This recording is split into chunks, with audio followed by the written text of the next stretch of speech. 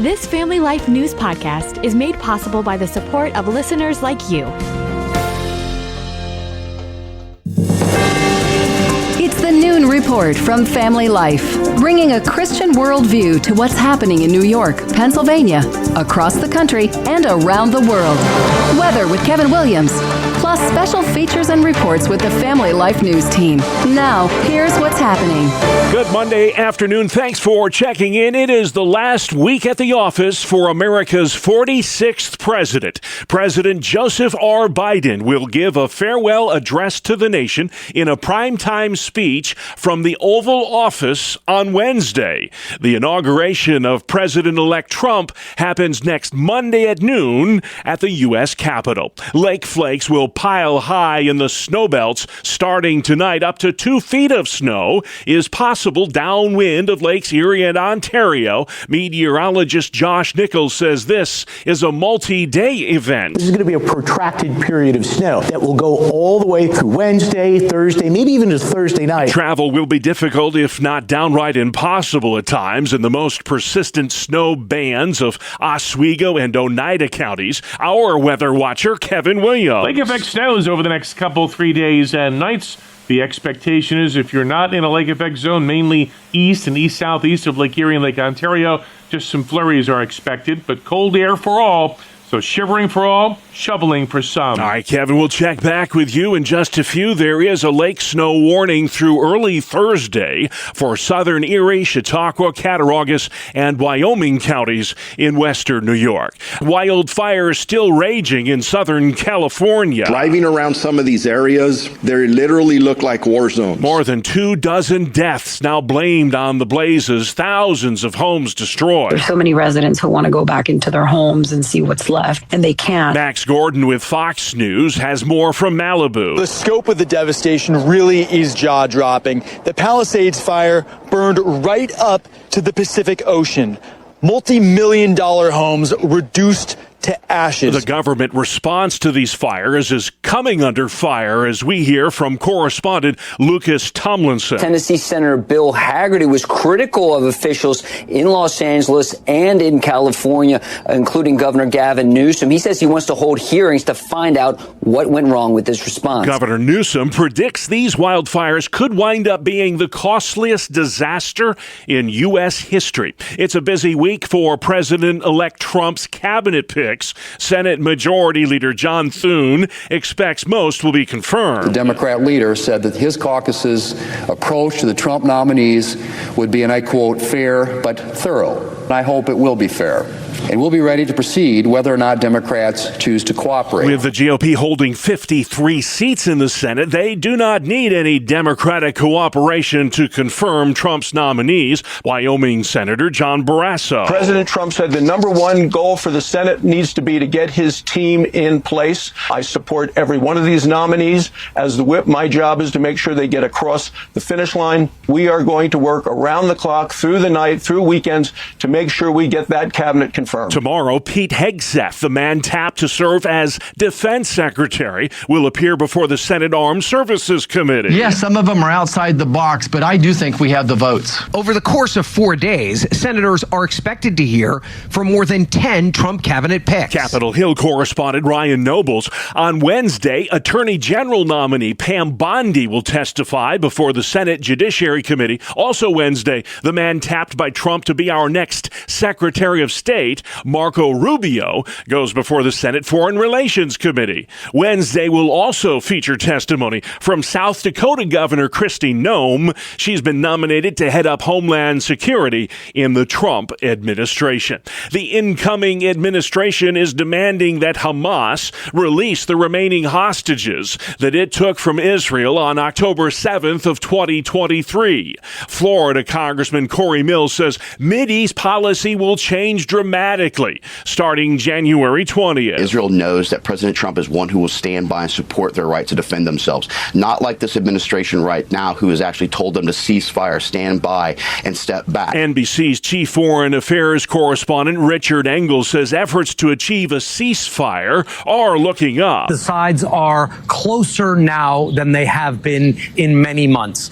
And over the last 2 days after President-elect Trump's envoy joined this process, they've been making significant progress. Now, this deal could see up to 100 hostages released and an end of major combat operations in Gaza that have so far killed more than 45,000 Palestinians, according to local officials. That's Richard Engel reporting from Jerusalem. Departing FBI Director Christopher Wray leaves with a stark warning about communist China. Wray tells 60 Minutes that Beijing poses the greatest threat for the new Trump administration. China's cyber program is by far and away the world's largest, bigger than that of every major nation combined, and has stolen more of Americans' personal and corporate data than that of every nation, big or small, combined. The U.S. Supreme Court must decide soon whether TikTok must divorce itself from Chinese ownership or face banishment here in the States.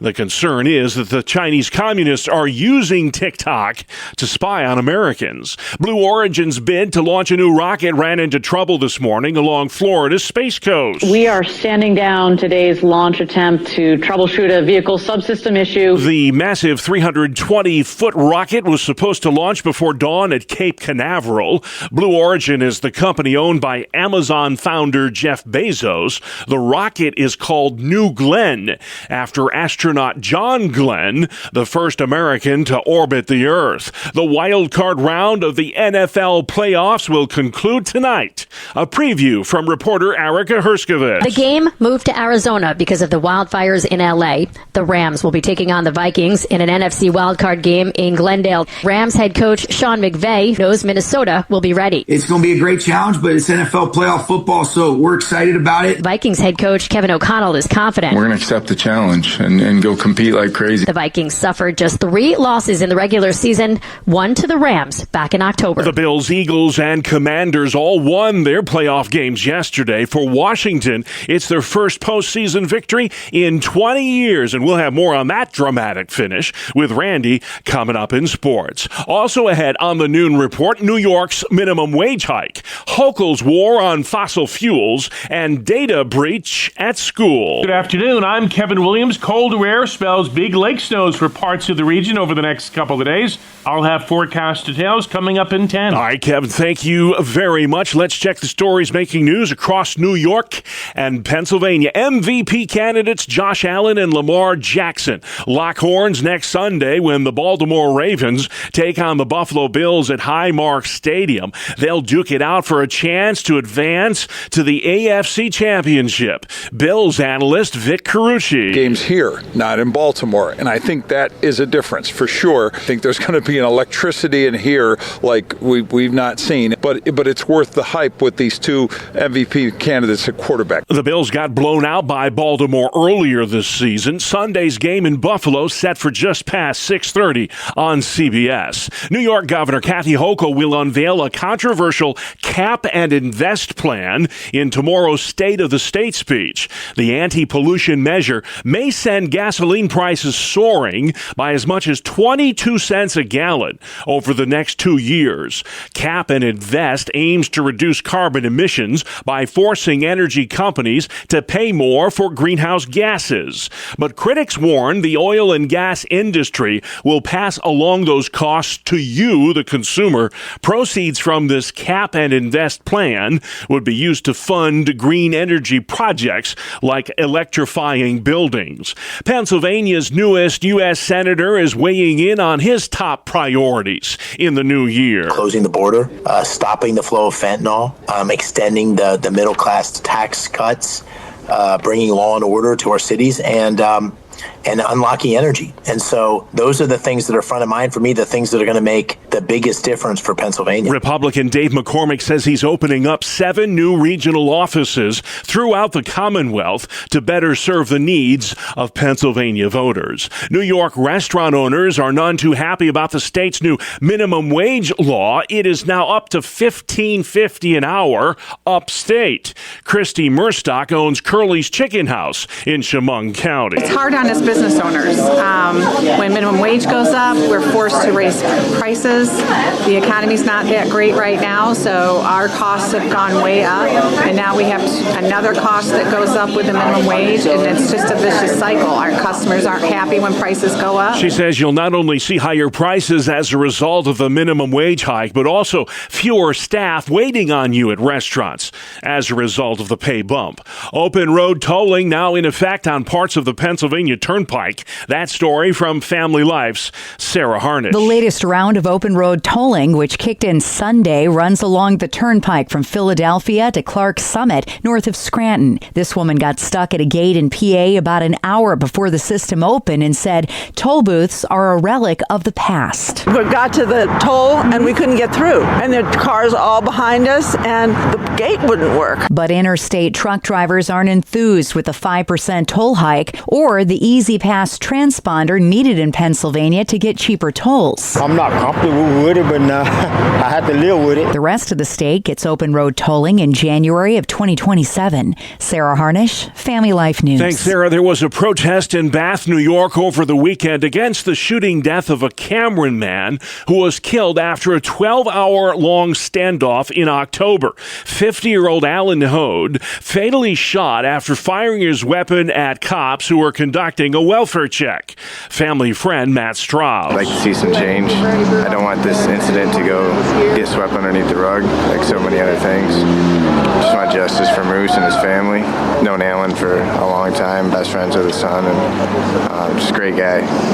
And really missed by the whole community. After holding police at bay for half a day back on October 21st, Hode loaded up his weapons into his vehicle, drove into a field to avoid a roadblock, then tried to get inside a home before plowing his truck into cop cruisers. A data breach in late December targeted a lot of schools throughout the Family Life listening area. The online student information portal known as PowerSchool was the target. Right now we're waiting to hear from them to determine exactly what information might have been breached here at our school. Brandon Bailey's the director of education at the Richland, Pennsylvania School District in Cambria County. For us here at Richland, all of our student information, is in there. It's grades, communication with parents. It took several days before the school district was made aware of the breach. PowerSchool is confident that no confidential data was compromised. A fur farm is for sale in Sunbury, PA, after animal rights activists broke in and released minks on two separate occasions. About 800 minks were released in the first break-in. 600 were let go the second go-around. Donald Trump is vowing to kill congestion pricing in New York City as soon as he takes office. Scott Pringle has our report. Trump met with Hudson Valley Congressman Mike Lawler and Staten Island Congresswoman Nicole Maliotakis over the weekend. They are two Republican opponents to the Manhattan tolling program that just started up a week ago. While Trump vows to kill the program, Columbia environmental law professor Michael Gerard says that won't be easy. Congress could pass a law saying that the MTA can't go forward with congestion pricing, but the president and the administration on their own can't do that. Meanwhile, the MTA says data from last week shows buses, including ones from New Jersey, are having faster morning and evening commute times. Scott Pringle, New York. Former New York Governor Andrew Cuomo dominates the Democratic mayoral field in New York City's mayor's race. Cuomo hasn't even formally entered this race. He's expected to make a decision next month. The disgraced ex-governor gets 32% of the vote, according to the poll. Current Mayor Eric Adams gets just 6%. The Fairy Godmothers of Rochester, New York are back. That's the name of a not-for-profit which, since 2004, has worked to take the financial strain out of prom night. This group collects and distributes donated dresses and accessories for area girls who would otherwise not be able to afford them. Co-director Amy Salzman. Making them feel beautiful and empowered and strong and cared for and loved. When she's got the dress of her dreams, there's applause and often tears and lots of hugs. So it's a beautiful space. It's a beautiful time. A lot of joy. They held their first dress drive over the weekend, getting ready to help hundreds of young women throughout Monroe County, New York, be able to go to prom this spring. What a wonderful cause. Sports next. It's a 2-minute drill on Family Life. Good afternoon, I'm Randy Snavely. Bob, the Josh Allen Show continued to draw rave reviews as he led the Buffalo Bills to a dominating victory over the Denver Broncos. Allen was 20 of 26 for 272 yards and 2 touchdowns. James Cook rushed for 120 yards and a score. Both Curtis Samuel and Ty Johnson caught TD passes. After a tight first half that ended 10-7 in Buffalo's favor, the Bills came out and owned the second half, pulling away for a 31-7 victory. Next up for the Bills, a rematch with the Baltimore Ravens. Jalen Hurts threw for 131 yards and 2 touchdowns, and Saquon Barkley rumbled for 119 yards on 25 carries. The Eagles rolled over the Green Bay Packers 22-10. It's the first time Green Bay has lost in the wild card round since 2013. And last night, it was the Washington Commanders who outlasted the Tampa Bay Buccaneers 23-20. The Commanders won on the last play of the game. A doink. Zane Gonzalez hit a 37-yard field goal off the upright, and then the ball bounced through the uprights for the 3-point victory. Washington has made it a habit of winning late in the game. 3 of their last 5 wins during the regular season came on the last play from scrimmage, so hey, why not carry it over to the playoffs? In the NBA, Jalen Brunson scored 44 points, 23 of them in the first quarter, and Karl Anthony Towns added 30 points and 18 boards. The Knicks dominated the Milwaukee Bucks 140-106. That is a look at sports. Thank you, Randy. And still to come on the Noon Report, here we snow again. Biden's final week and Trump cabinet picks. Welcome to Breakpoint, a daily look at an ever-changing culture through the lens of unchanging truth. For the Colson Center, I'm John Stonestreet. Any technology will, because of the human condition, eventually be used for nefarious purposes. AI is no exception, whether it's students having ChatGPT write their essays or Google Gemini rewriting history through fabricated images. Even more consequential by far is how AI has transformed the production and harmful reach of pornographic content. For example, what's called AI pimping is a term used to describe pornography generated by AI using authentic photographs of real people, usually done for profit or revenge. Among the darkest abuses are pornographic images of classmates that are created and shared by students as young as in middle school. Other instances include anonymous AI influencers who steal content, claim it as their own, and then generate profit by posting it to so-called adult content platforms. Even Taylor Swift has been a victim of pornographic deep fakes. And there's a softer form of AI pimping that's found in apps that give users the ability to create videos of them kissing their crush. Though consent here, which is the only virtue that's supposed to matter after the so-called liberation of the sexual revolution, has been deeply violated here, it's not the only or even chief problem. Like any form of pornography, the harms of so-called AI pimping are not mitigated if individuals are 18 years old, are compensated, and have somehow given their consent. To dehumanize oneself is, after all, perhaps the saddest form of dehumanization, but it's still dehumanization nonetheless. The porn industry in the United States alone generates somewhere between $15 and $97 billion a year. By comparison, Hollywood took in just $7.5 billion in 2022. These kinds of incentive structures motivate producers and investors to more effectively enslave other people. High profits in this industry become tools that are used to trap others, using enticements that cannot be matched by working a different job. In the end, the logic of consent is insufficient because it simply fails to account for the reality of the fall. To reduce sexual ethics to consent assumes wrongly that people somehow know enough and are innocent enough to make good choices, even in their own best interest. But that's just not the case.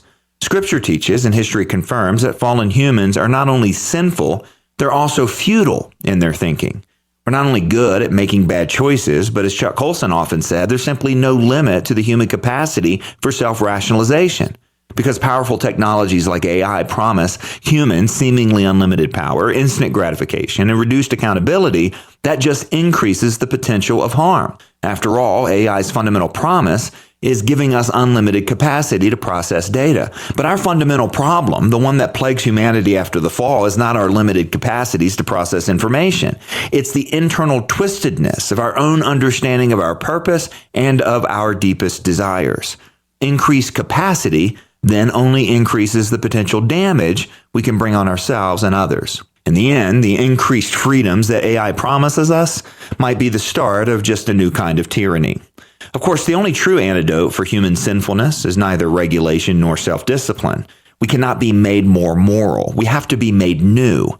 Christ's redeeming work on the cross is the only thing that is able to accomplish this, which is why those who have been redeemed are able to have a redeeming influence in this world. Yes, even an AI world.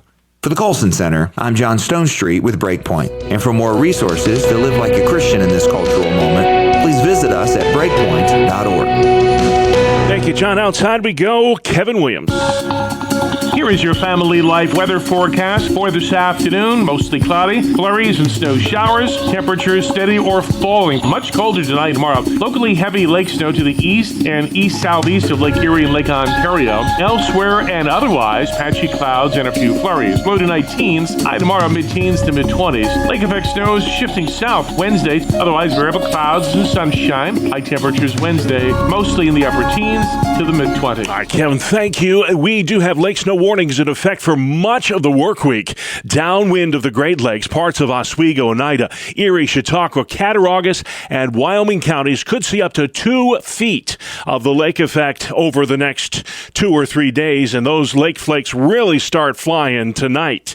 Family Life's Dee Haley has the view from our Buffalo newsroom. The National Weather Service has issued a winter weather advisory for northern Erie and Genesee counties. The advisory went into effect at 5 o'clock this morning and continues until 4 o'clock tomorrow morning, with 2 to 5 inches of snow expected in the Buffalo metro area and in Niagara Falls. Meanwhile, a lake effect snow warning goes into effect at 1 o'clock this afternoon until 4 o'clock Thursday morning for southern Erie, Wyoming, Cattaraugus, and Chautauqua counties. 1 to 2 feet of snow is expected in the most persistent snow bands. Gusty winds will also cause blowing and drifting snow throughout the advisory and warning areas. Dee Haley, Family Life News. Thank you, Dee. The death toll now 24 from the California wildfires. Reporter Jonathan Vigliotti. An estimated 75% of the Pacific Palisades is now completely gone. Many are searching for answers while reality sinks in. It's still heartbreaking, even if your house is there,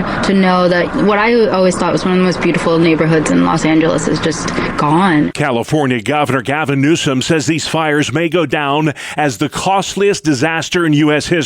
Vice President-elect J.D. Vance says poor governance is to blame. Some of these reservoirs have been dry for 15, 20 years. The fire hydrants are being reported as going dry. California Senator Adam Schiff says there'll be plenty of time for finger-pointing later. So for now, let's focus on putting out these fires, saving lives, saving property, and then let's do the full analysis of what went wrong. The fires have been raging for nearly a week now near L.A. It's thought at least one of them was started by an arsonist. L.A. Sheriff Robert Luna says looters have also been a problem. I saw a gentleman that looked like a firefighter, and I asked him if he was okay because he was sitting down. I didn't realize we had him in handcuffs. We were turning him over to LAPD.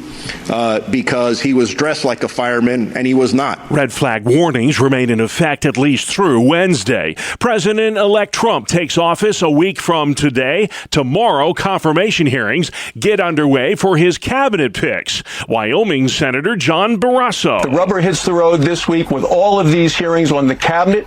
And then when President Trump takes office next Monday, there is going to be shock and awe with executive orders, a blizzard of executive orders on the economy as well as on the border. Pete Hegseth, the most controversial of Trump's picks, goes before the Senate Armed Services Committee on Tuesday. And then on Wednesday, things really start to heat up, says reporter Madeline Rivera. Wednesday looks extremely busy. Homeland Security Secretary nominee Kristi Noem, Attorney General nominee Pam Bondi, Secretary of State nominee Marco Rubio, and CIA Director nominee John Ratcliffe are all set to appear for hearings that day. Also Wednesday night, President Biden gives his farewell address address to the nation. He's got a primetime speech planned from the Oval Office. The brightest comet of 2025 zips through our sky today. G13 Atlas will be visible to the naked eye as it approaches the sun. It's worth trying to see it because even if you can't see the core of the comet,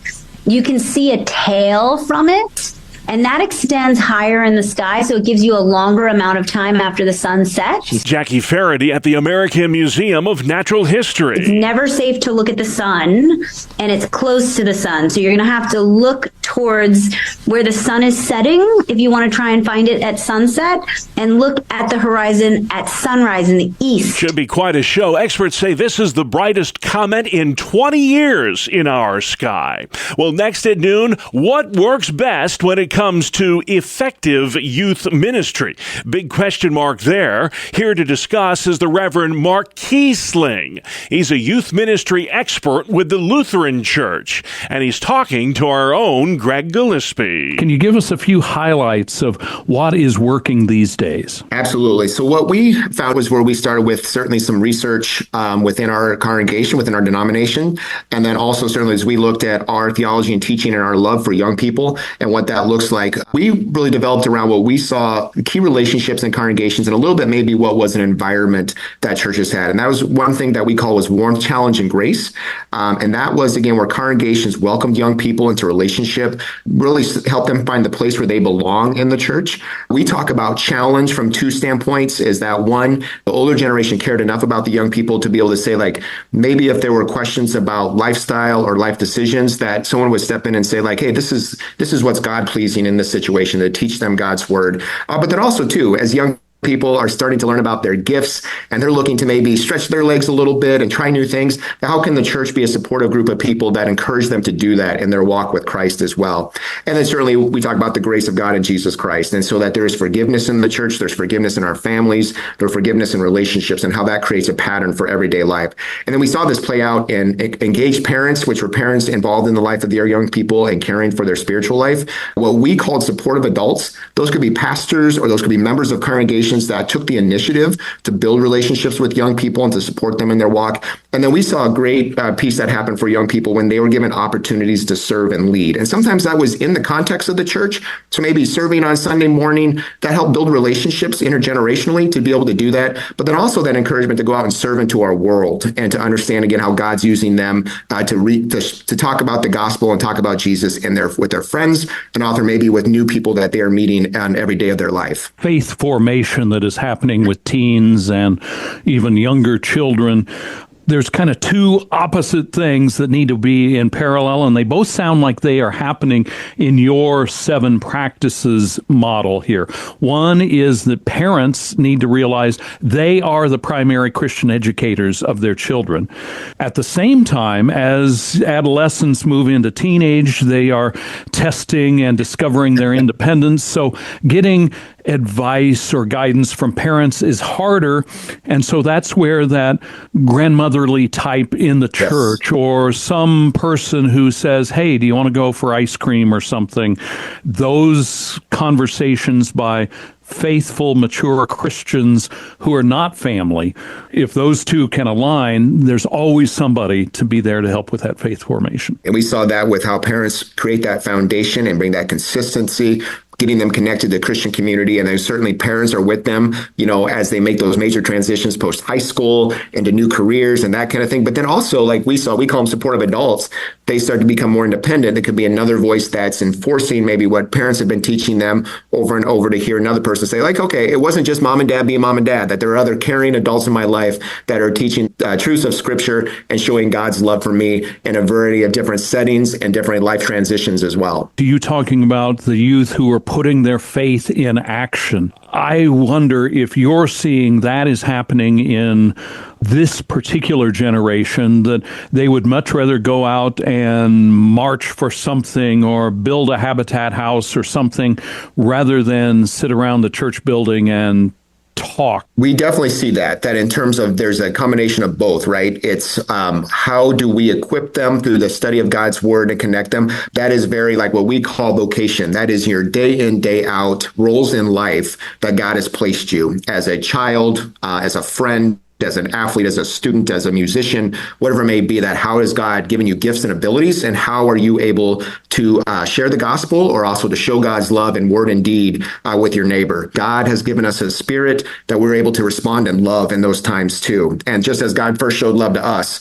And so how we can channel that and have great conversations with young people about how are those ways we go out and show Christ's light into the world. And some really amazing things can happen when we both educate them, but then also give them those opportunities to go out and serve. Amen. That's the Reverend Mark Kiesling, a youth ministry expert with the Lutheran Church. This is the Noon Report for Monday on Family Life. Good afternoon. Here is your Family Life regional weather forecast. The latest surge of cold air will set the stage for lake effect snows over the next 3 days and nights. The expectation is if you're not in a lake effect zone, mainly east and east-southeast of Lake Erie and Lake Ontario, just some flurries are expected, but cold air for all. So shivering for all, shoveling for some. For this afternoon, mostly cloudy, flurries and snow showers. Temperatures steady or falling from where they are right now. Much colder tonight and tomorrow.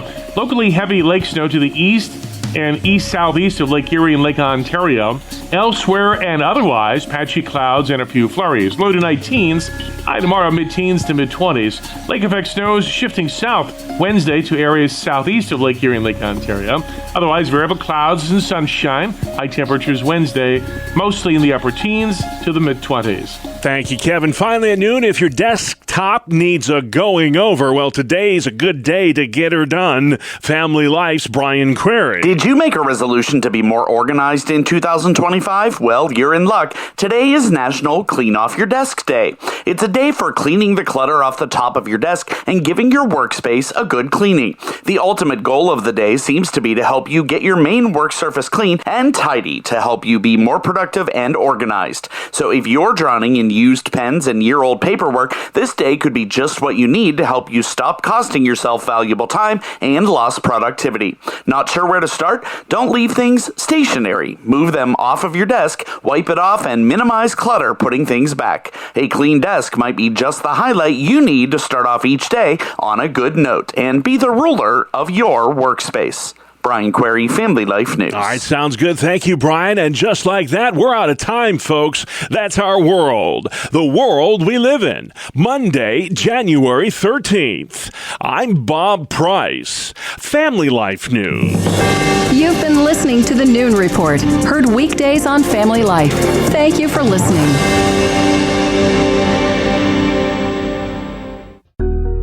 Thank you for listening to this Family Life News podcast. If you've been encouraged by what you've heard, please share it with others and click the subscribe button to automatically receive future episodes. Family Life is a listener-supported ministry. Podcasts like this are made possible by your financial partnership. Find out more at familylife.org.